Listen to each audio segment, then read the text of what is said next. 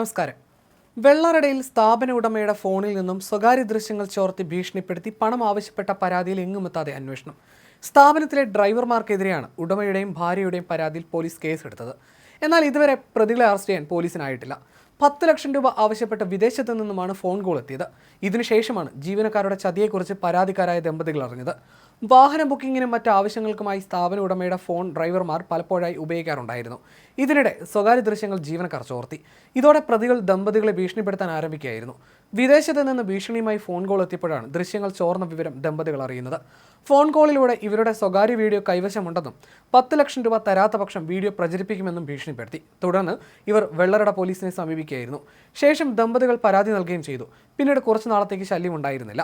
എല്ലാം അവസാനിച്ചെന്ന് ആശ്വസിച്ചിരിക്കുകയാണ് കഴിഞ്ഞ ദിവസം വീഡിയോ ദമ്പതികളുടെ സുഹൃത്തുക്കളുടെ ഫോണിലേക്കും എത്തിയത്. ഇതോടെ ഇവർ ആശങ്കയിലായി.